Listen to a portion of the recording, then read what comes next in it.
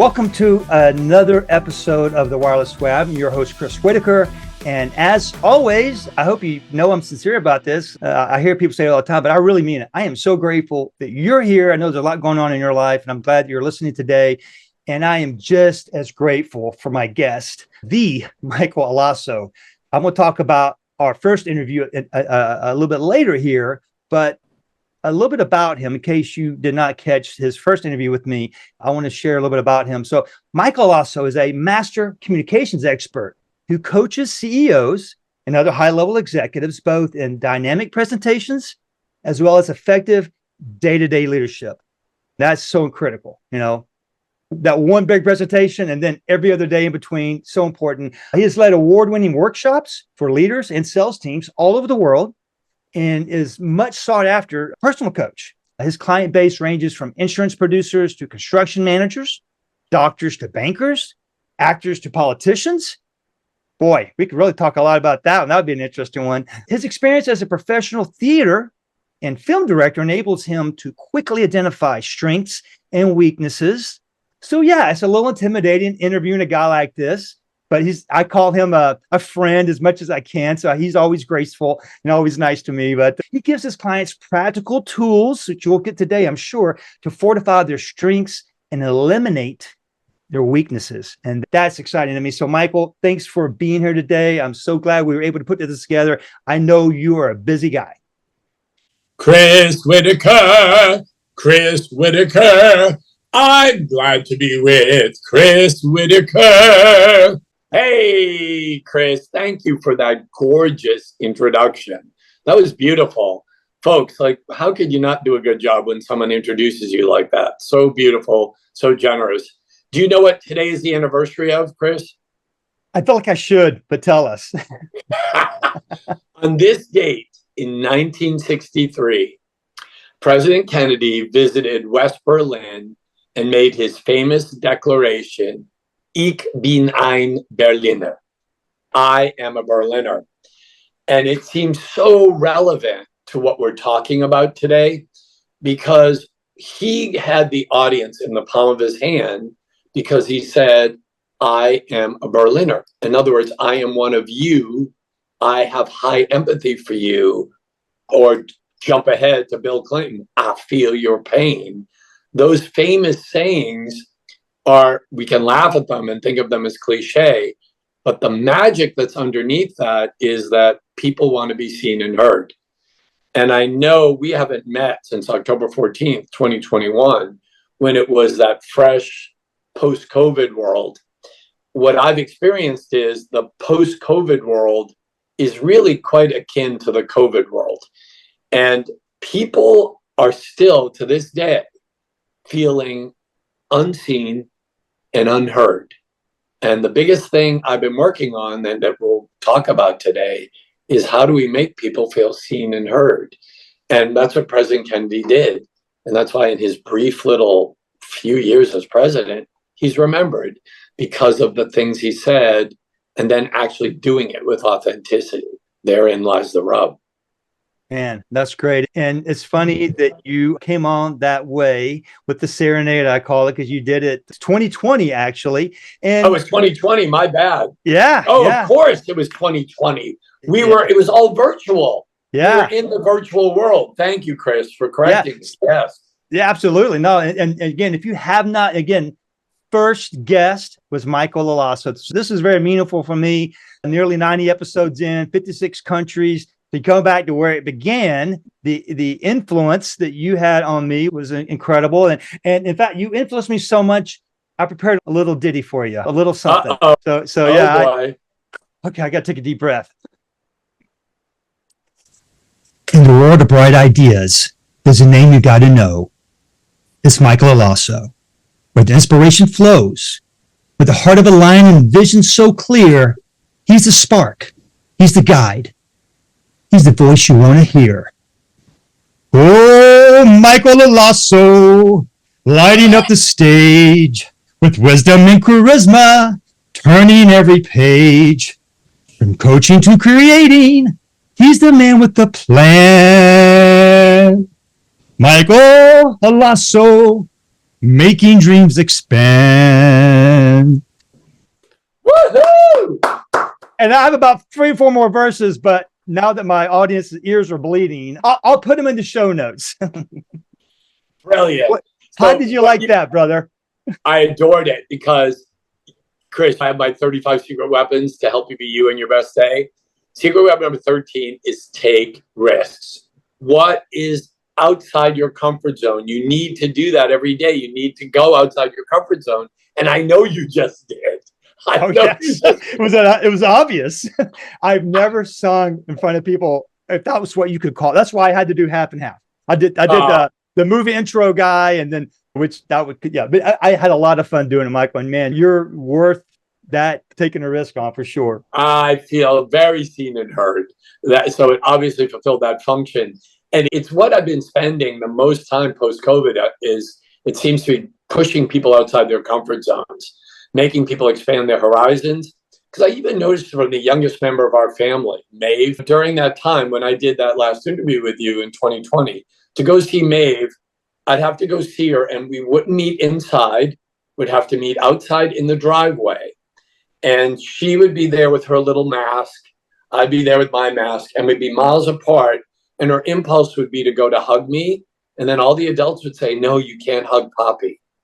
So imagine being a little one and not being able to hug your Poppy so how does your brain, she's smart, she knows it's because of the COVID, but when you're forming who you are as a person, how does that impact you? How is that going to impact Maeve as she shows affection now?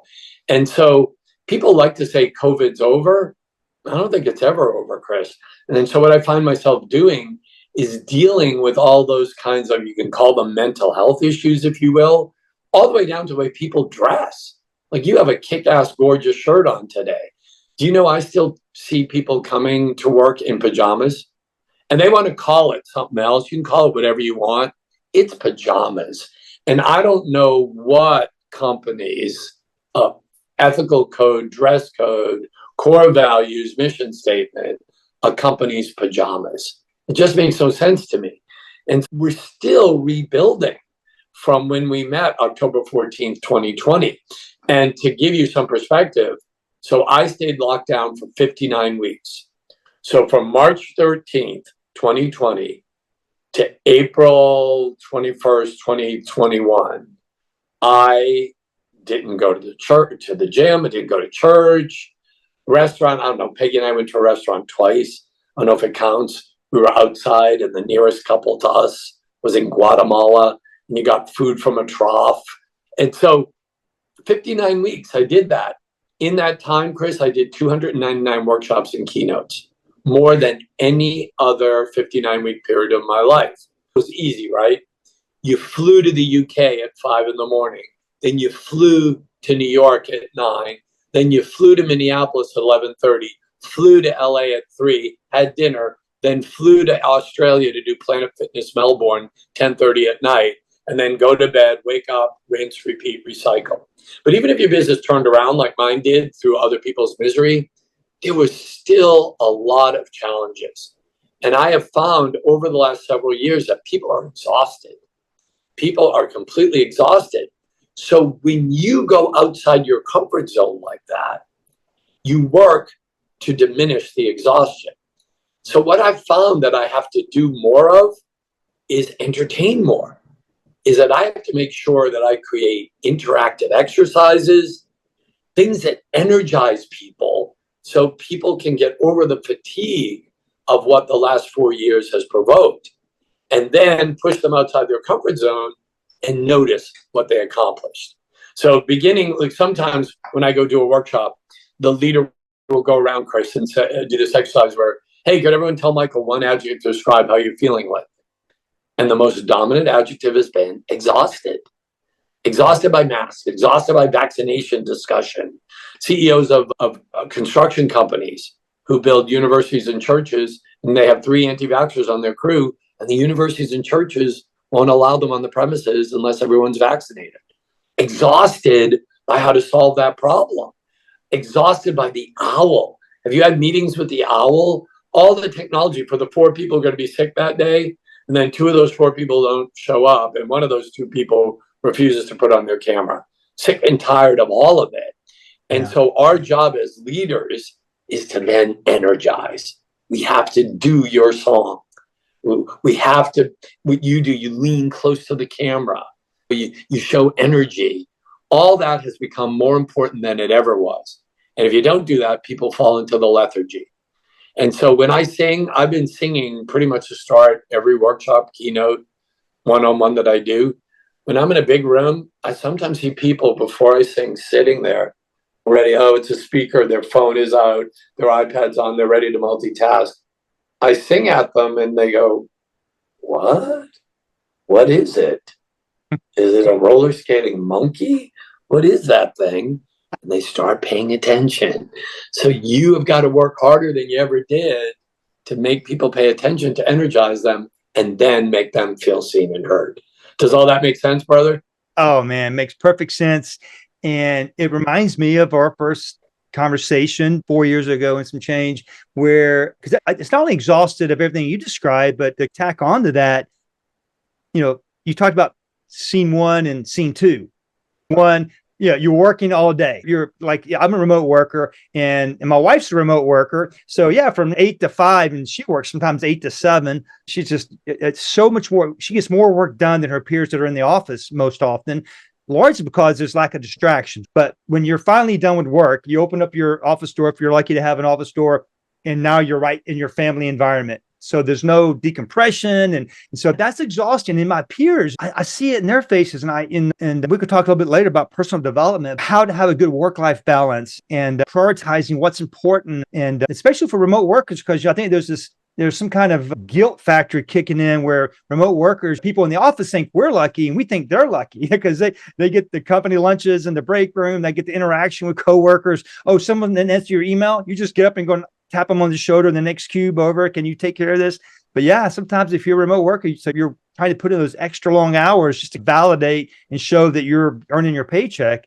All those are really interesting points. And I guess I didn't really, I think it's just the snowball since COVID. How were you helping people with that? So we spoke 3.5 years ago more.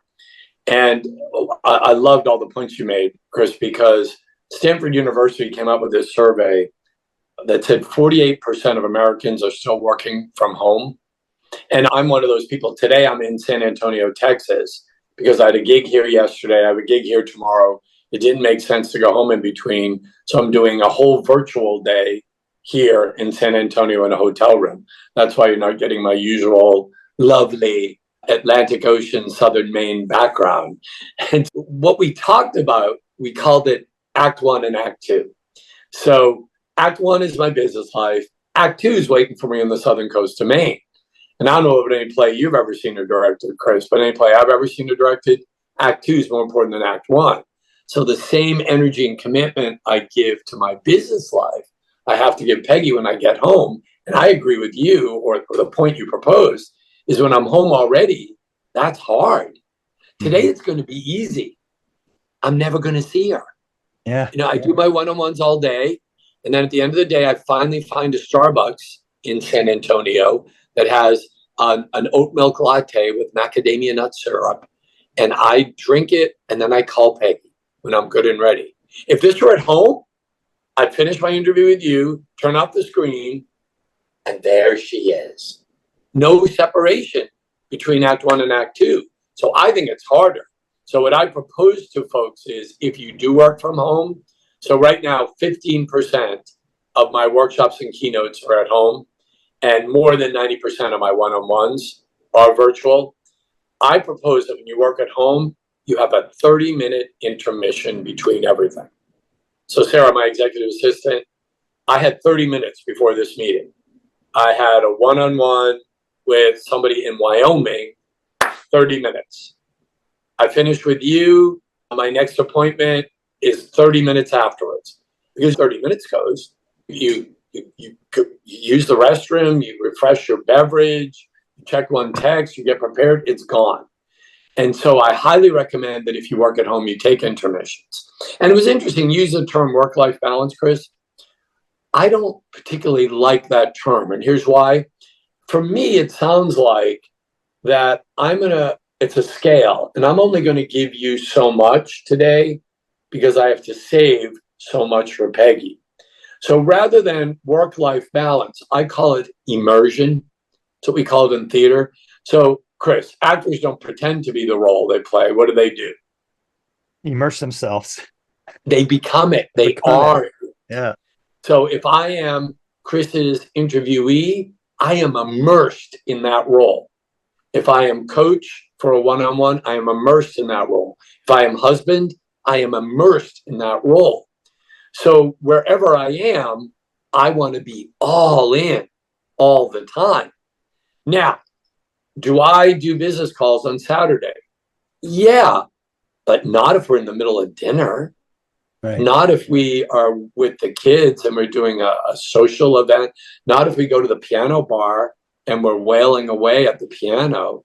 But if I'm emptying the trash on Saturday morning, if I'm cleaning out my closet, if I'm at the gym and it's not disturbing, and one of the CEOs I coach calls me on Saturday morning, I'm going to talk. I'm not going to say my work-life balance.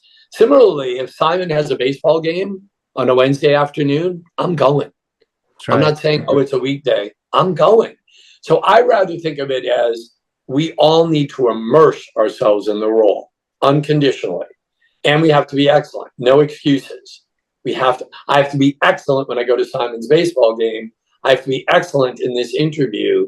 I have to be excellent as a husband. And when tomorrow morning in San Antonio, when I have my group, I have to be excellent in that workshop. All in, you on your best day all the time. It's exhausting. Man, is it satisfying. And you have intermissions. Because the intermissions are for you. So you have to recharge. People think, oh, Michael, you're an extrovert. You don't need to recharge. No, I guess technically I'm an introvert because I do have to recharge. I think we all need to recharge. Oh, yeah, same. But you can't recharge when you're with your family. Can't say, I have to fall apart now because my family, I'm with them. No, they deserve your excellence. They deserve being seen and heard. They deserve active love. So I get really upset with people who say, I go home and I collapse. I have nothing left. Really?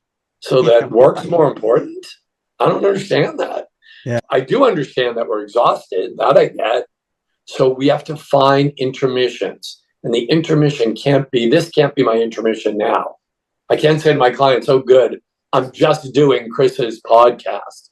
So that's no big deal. Just. So secret weapon number 34 is stakes. Heighten the stakes. Make everything you do like your life depended on it. And when you do that, excellence happens and you're exhausted and you take an intermission. So the 4-letter word that must be deleted from everyone's vocabulary is just. I'm just doing my podcast with Chris. I'm just having dinner with my family. No, I'm doing the podcast with Chris. I'm having dinner with my family. Make sense? Makes perfect sense. Yeah. It even reminds me of us listening to another guy saying a lot of times in business, I just need to ask you, or I just need a favor. He said, get rid of the word just. I need to ask you. I need a favor. Because be more specific. Be almost assertive in your comments.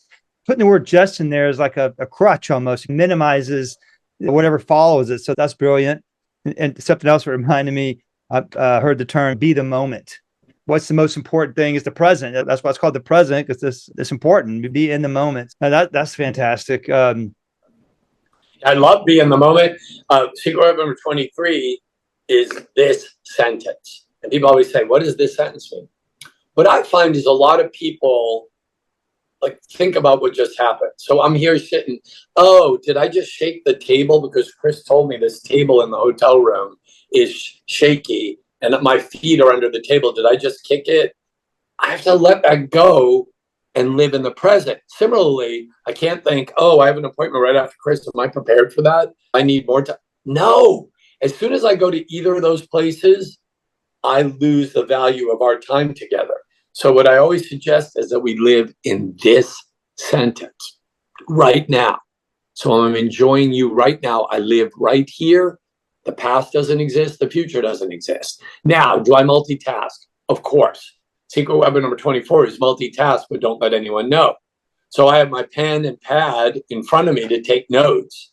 that if you say something I need to remember so that we talk about it tomorrow, you talked about personal development and that you are interested in your own personal development. I have to write that down. I write that down. I'm multitasking. I'm still staying in the present, but writing down a way that I need to honor Chris later. So there's good multitasking and bad multitasking. Bad multitasking is I bring someone in to give me a pedicure during this. And I say, excuse me, I just have to turn from the camera. Yeah, can you clip a little off of the left toe there? No, that's bad multitasking. Or I pick this up because I wanted to text somebody. No, bad multitasking. Good multitasking is, Chris said that thing. Let me make a note of it so I'm sure that I get back to him later while I'm still living in this sentence.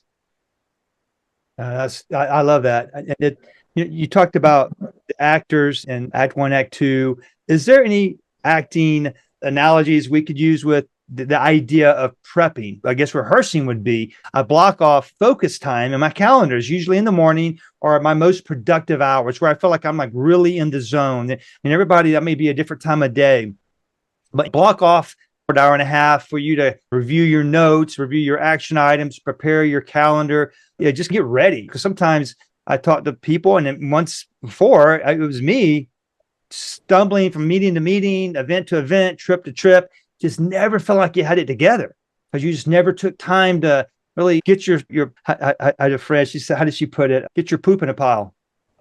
Yeah. Stuff together, So I think that's just as important. Does that resonate with any of your rules as well? There's at least 4 secret weapons that address that. So secret weapon 15 is sterling preparation blended with the utmost spontaneity. So we have a 3-word sentence in theater, Chris, that dictates our whole behavior.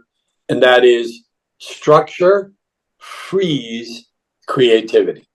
Freeze, F-R-E-S, not cold freeze. Is that counterintuitive to you, Chris? Aren't structured people like boring people who sit in their desks and cubicles and have to have everything processed? And aren't creative people whack jobs like Michael Allosso who run around singing and dancing? Myth. If I took you to the professional theater tonight, if the actors are on their A game, they should look like they're making it up as they go. How do they get to that point, Chris? Rehearsal? Those 3 words. Practice. Yes. If they weren't practiced, you would see all the work. Everyone says Tiger Woods, the greatest natural golfer that ever lived. What? His dad had him out on the golf course when he was what, 3, 4? Musicians. Kids want to sit down and improvise on a guitar or a piano. You can't improvise on a guitar or a piano until you know the notes. So what the preparation does is it allows you to be free when you get to the arena. So think about it. You're on deck with 2 bats. And you're thinking of all the batting instruction you had. Once you get up to the plate, you're not thinking about that. You're waiting for the ball and you're swinging. That's your creative time. The structure, the preparation allows you to be creative when you get in the workplace. And I love what you said about allotting some time. Secret weapon number 30 is begin and end each calendar day with something not work related. When I was a young director, Chris, I used to fall asleep with the script on my chest and wake up with the script on my chest. I was a good director, but I'm a better director now because I start and end with something non-work related. You got to sing a song, play words with friends, do your work, watch a stupid TV show, make love, take a walk, pat your dog. Because if it's all work, once you get into the arena, you're not going to want to be there. And I need you to want to be there when you get in the arena. So even preparation could be something like taking a walk, singing a song. Everybody's preparation is different. And it is quite equivalent to a play. You watch some actors right before the curtain goes up. Some actors, like we have a half-hour call time. So if the curtain goes up at 8, you have to show up at 7:30. Some actors are there at 6:30 doing yoga, running lines, vocalizing. Other people walk in at 7:30 with a coffee that they're still sipping and making call time just in time to throw on their costume and get on. Who's right and who's wrong? Everybody's right. You have to do the preparation that's right for you. What is the preparation that's right for you that gets you in the zone? Like for me, things that work are prayer. That helps me with preparation. Vocalizing definitely helps me. I have a whole theory that some scientists say I'm wrong about. It works for me. I get up the second the alarm clock goes off, because I find when I luxuriate in bed, it takes me so much longer to kick into gear, that if I get up the second the alarm goes off, I'm alive and ready, and here I go, and I'm much more efficacious. So those are some of the things I do to prep. Those are my prep things. It's not always, let me look at the notes I'm going to say to Chris Whitaker today. It is, though, look at my schedule. And I see I have Chris Whitaker at 12 o'clock Eastern Standard Time. I do have to finish, Central Time, and I do have to finish at 1 p.m. Central Time. Make sure I let Chris know that at the beginning of the meeting so he budgets time effectively. The structure frees us to be creative within the time we have.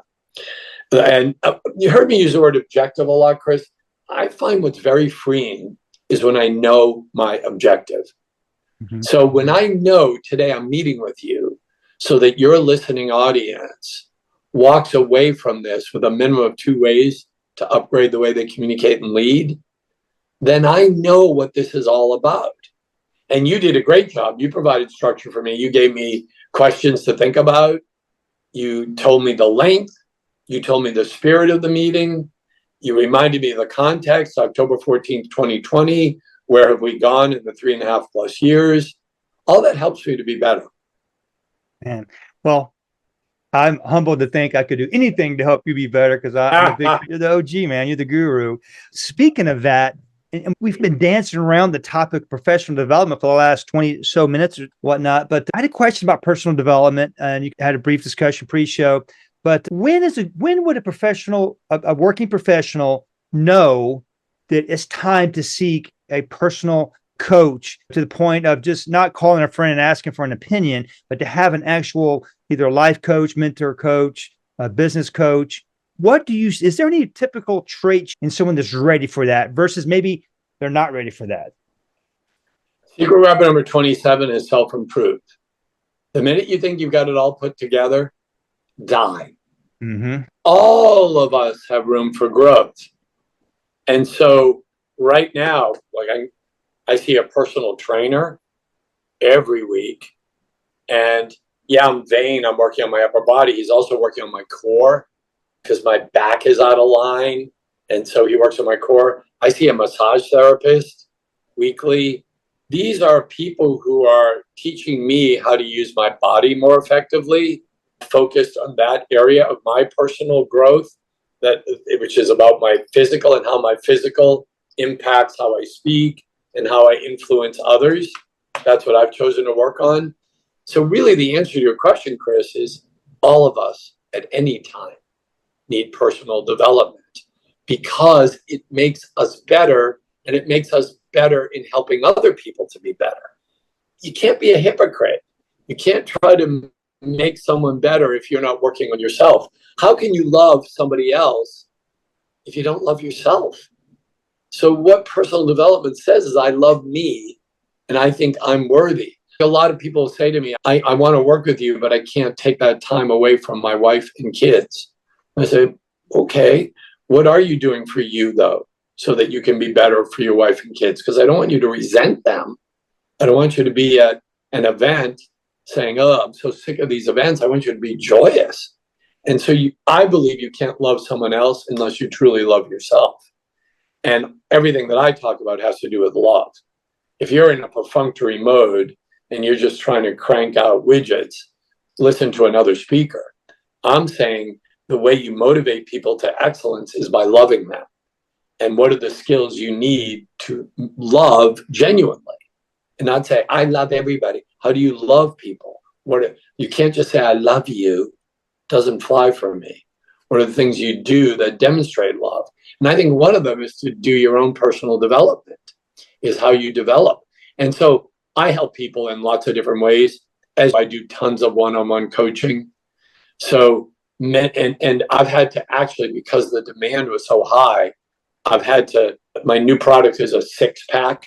So people have to commit to 6, because what I was doing is anyone I love, yeah, can I do one coaching with you? The problem with one coaching is that I have to cram so much in one thing that it's so much more time intensive for me. and I don't get to have the pleasure of making the person grow. And so what we figured out is that 6 sessions over a period of 90 days became the minimum ideal of how to help someone grow. So I'm doing a lot of 6-packs. And what we do at the beginning of it, we say, what's our objective? What do we want to do? And let's make sure we work on that, and that you walk away at the end of 6 achieving your objective. And so if you say, I want to be the world's greatest speaker, I might overrule that objective, but we might find a version of that so that we can work on, and you can change your mind along the way. I also do workshops. Companies have me do workshops all the time. And we pick the topic. It's generally self-awareness, communication, leadership, creativity, but sometimes it's how to give and receive feedback. Sometimes it's how to maximize your focus. So doing those workshops, having someone come into your company that's from the outside is super helpful. I do that. And then I train them how they can do their own workshops, how they can take what I gave them, and then they can do maybe a monthly workshop where one of the members of the team picks one of the 35 secret weapons and cultivates it with the team. As I do keynotes all over the world. So keynote is you get to hear a speaker for 60 to 80 minutes and see what they can do to bring your life to a higher level. And that's also a joyous format. I love doing that. The big new thing that I've been doing over the last few years is my retreat in Maine. So for 2.5 days, I bring a minimum of 10 people, maximum of 18 people, and push them outside their comfort zone for 2.5 straight days with activity after activity to meet their objective of how they bring that back to their family and their workplace. Now, you tell me who on God's earth doesn't need these things. Yeah. We all need it. See, the mistake we make about coaching, I think, sometimes, and personal development, that it's for remedial people. I don't see it that way. I see it's for excellent people. How do you get excellent people to be more aware of what they're doing excellently so they can repeat it with more intentionality? We coach to build, not to destroy. And so the personal development is so that you heighten your awareness of what you do well and repeat that with more vigor and more intentionality, and then downplay the weaknesses so that you're aware of the weaknesses. How can I avoid my triggers? How can I avoid using them? We call it an improv yes and, Chris. Do you understand that concept? The improv? Of yes and, yeah. Oh, yeah. Instead of but or coming up with objections, yes, and there's more, or elaborate on something. Is that? You're on the right track. So if we're doing improv and I say, whoa, there's a spider on your shoulder, you can't say, oh, no, there isn't. That kills the improv dead. What you have to say is, oh, yes, it's my friend Charlie. You want to meet him? That's yes and. So think about it with people and personal development and leadership. I have to look at who Chris Whitaker is. And I can't say, ooh, you're all over the place. Your energy is way too splayed, dude. You got to change that. Oh, it's yes and. Yes, you have high electric energy. And how can we also get you to go to a place of stillness, silence, and power? Yes, and not instead of what you do. Why would you take something away from somebody? You want to add. So personal development is about adding to an abundant toolbox already. And you tell me who doesn't need that. We all do. So do you get that feedback a lot, Michael? I love your energy. Have you heard that before? Yes. Quite often, right? Yes. Yeah. And I love it. I love when people say it. What I don't like is that when they say, oh, I could never do what you do because I don't have your energy. Oh, yeah. No, I'm glad you don't have my energy because you have your energy. You have your energy. And so people, similar to that, Chris, people say, oh, you're so talented. I'm not talented. I couldn't do that. Then you have to break down what talent is. It's some of the things we've been talking about today. It's taking risks. It's preparation. It's having a clear objective and going after it with tactical variety. It is bringing your energy to honor another person. It's remembering what somebody said to you. Like, you honored me so much by remembering things that I said on October 14th, 2020. That's talent. So talent can be developed. Energy can be developed. We don't all want to have the same energy, But that's why I use the word immersion. We all have to immerse ourselves in the role. And someone's energy might be this, and someone's energy might be this. They're both energy. And nervousness is energy, Chris. Yeah. Sometimes people say, oh, I don't want to do improv. I'm so scared. I'm so nervous. That's great. The minute you're not scared, why would you do it? Weren't you scared when we started today? Like doing this podcast? I was nervous. I think you might have told me this. If you're nervous, that means you care. Yes, sir, I did. Things you're not nervous about that should worry you. If you don't care how something goes, that's a problem. An actor will say, Michael, I'm never nervous before I go on stage. And Chris, I want to say, what are you, dead? Because you watch their performance and it looks it. Do you know the musical Into the Woods with all the fairy tale characters? Stephen Sondheim? Little Red Riding Hood sings a song about meeting the wolf going to grandmother's house, where she has a lyric that goes something like, I was excited and scared. That's what life should be. We should be excited and scared. And that's energy. The heart's beating. And then what you work on in coaching and personal development is if the nervousness obfuscates your excellence, then you got to work on that. But you don't want to eliminate the nervousness because it's a joyous energy that shows you care. Right on. Right. So, man, we've covered so much in a little time, and I'm grateful for that. What are we leaving out? Is there anything, any last words, anything you want to mention or leave us with? Yeah. Thank you for asking that, Chris. You asked really wonderful questions, brother, that make me think and also give me an opportunity to shine. Secret weapon number 35, the last secret weapon, is people should be better off as a result of having spent time with you. I told you my objective today was to make sure your audience walked away from the screen with a couple of ways to upgrade the way they communicate and lead. In theater, we have another word that we call super objective. And super objective means, why did God put me on the earth? What am I here to do? And mine is secret weapon number 35.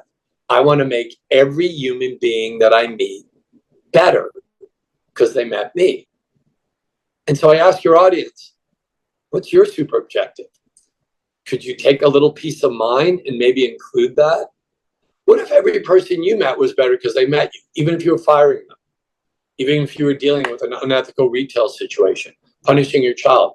What if you said, I want this human being to be better because they met me today? Do you think of how much better all those interactions would be?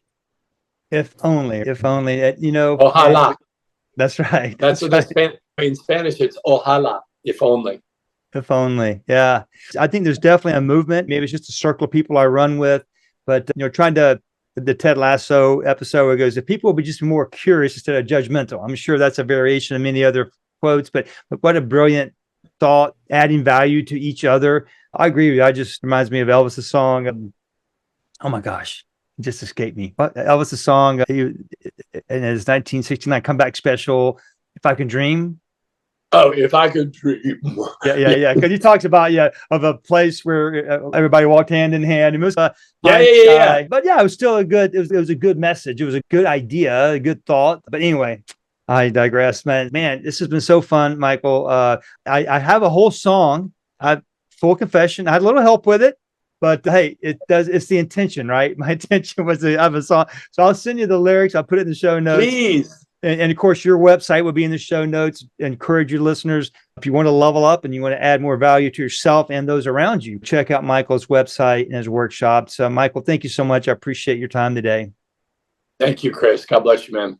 Yeah, same to you. And same to you all listening. If you like what you heard today, as always, I'd encourage you to share this episode with someone that you think will find value in it. Of course, I'll be honored for your liking and subscribing and downloading, all those jazz words. It means a lot to the algorithms in this podcast world we're in to get the message out to more people. And that's really my intention, is just get these good words out to more folks and add value that we learned from Michael today. So thanks again for checking out this episode, and we'll see you next time on The Wireless Way.